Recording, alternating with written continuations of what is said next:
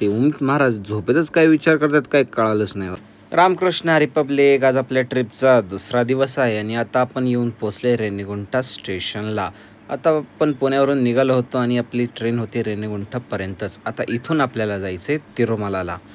मग आम्ही सर्वजण ट्रेनमधून उतरलो, सर्वांना हाय हॅलो केला. सगळेजण उतरत होते.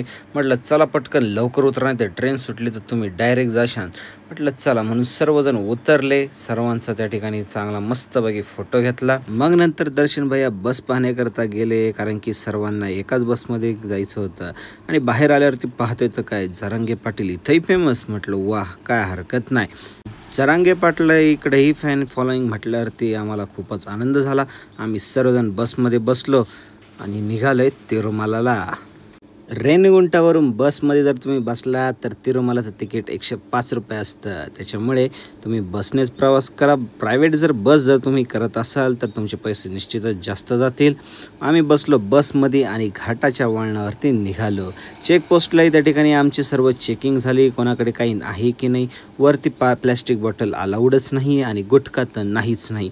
आता आमच्यामध्ये कोणी गुटखा खाणारच नव्हतं म्हटल्यावरती आम्हाला काही त्या ठिकाणी अडचण आलीच नाही. परंतु दुसरे त्या ठिकाणी गाडी होती, त्यांचे गुटखे धडाधड आमच्यासमोर फेकून दिले. आम्हाला मोक्कार बरं वाटलं.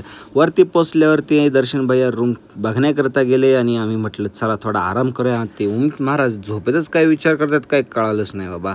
इकडं सर्वजण प्रणव आपले झोपले होते, सर्वजण बसले होते रूमची वाट पाहत.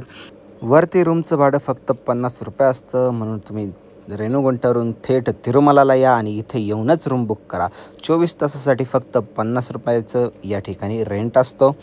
मस्तपैकी आम्हाला रूमा भेटल्या. आम्ही रूमवरती गेलो, फ्रेश झालो आणि आराम करायला लागलो. आता दमलो होतो एवढा प्रवास करून, म्हटलं आता दर्शनाला उद्या जाऊया. तर कसा वाटला तुम्हाला ब्लॉग कमेंट करायला अजिबात विसरू नका. शेअर करा, सबस्क्राईब करा आणि उद्याचा ब्लॉग बघण्यासाठी तयार राहा.